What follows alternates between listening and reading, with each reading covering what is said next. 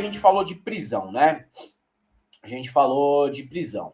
Mas investigadores da Polícia Federal dizem já ter elementos para apontar o envolvimento direto do ex-presidente Jair Bolsonaro no plano de golpe de Estado encontrado no celular do Mauro Cid. Olha ele aí de novo. A prisão do inelegível está cada vez mais próxima ou não, César? O que você acha? Porque tem muito material para incriminar o Bolsonaro. Não é pouco, não, tá?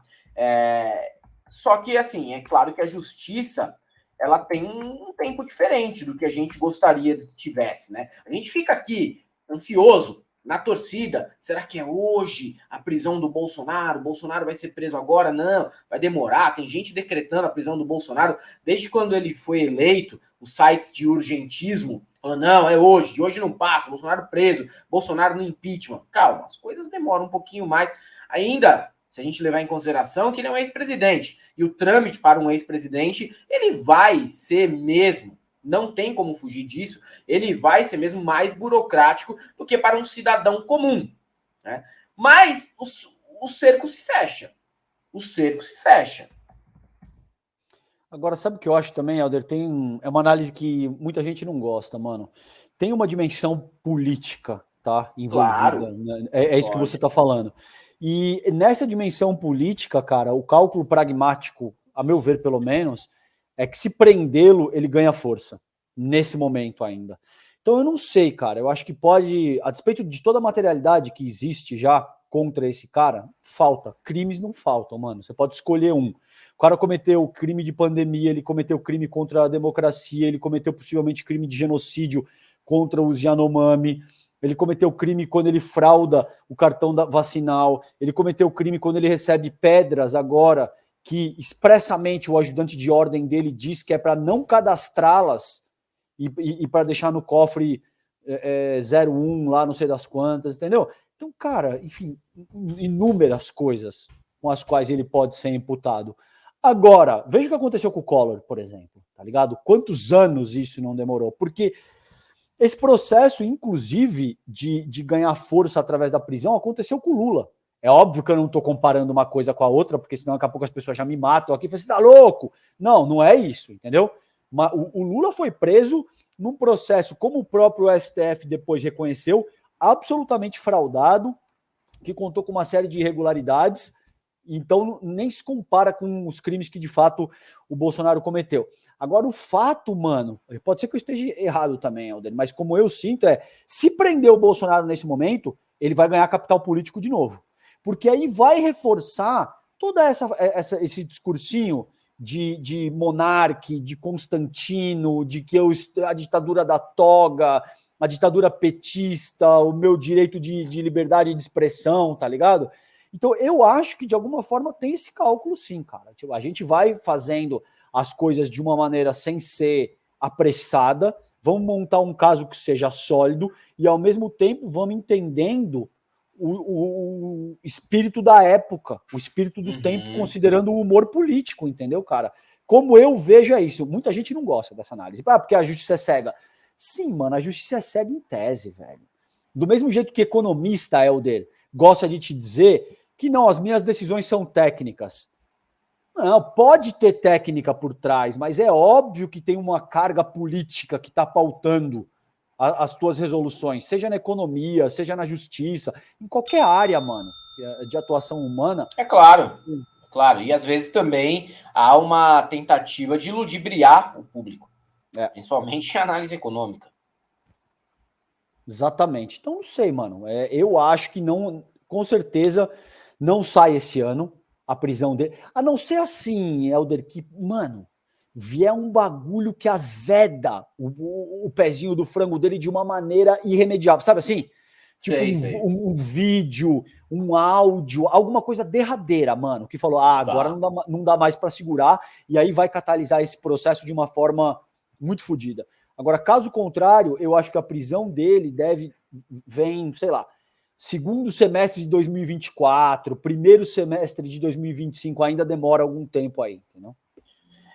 Até porque existe uma movimentação em nível municipal para que prefeitos, vereadores e pessoas interessadas em concorrer em 2024 de desembarcar do bolsonarismo para embarcar no lulismo, um movimento normal feito por partidos como republicanos, PP, até parte do PL. Isso já aconteceu no passado, não vai deixar de acontecer tanto para um lado quanto para o outro se a gente estiver falando desse tipo de partido. Né? Partido que é oportunista, fisiológico, é normal. Então o Bolsonaro ele já perdeu um pouco do capital político. Perdeu todo? Não, muito longe disso. É um nome fortíssimo ainda. Mas perdeu um pouco do capital político, sim. Depois da eleição, ele perde um pouquinho mais ainda. Ele perde um pouco na pandemia, perde um pouco mais depois da eleição.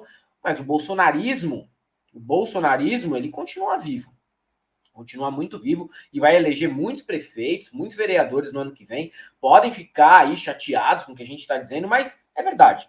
Não vai deixar de eleger. Mesmo que esse pessoal se bandeie para o lado do Lula, você sabe que na prática eles vão agir como eles sempre agiram, sendo bolsonaristas, sendo parlamentares e prefeitos de direita. Isso daí é inevitável, né? Mas o Bolsonaro fora do páreo, na minha visão, aí eu discordo um pouquinho do César, o Bolsonaro fora do páreo talvez acelerasse essa movimentação, pelo menos dentro da política institucional.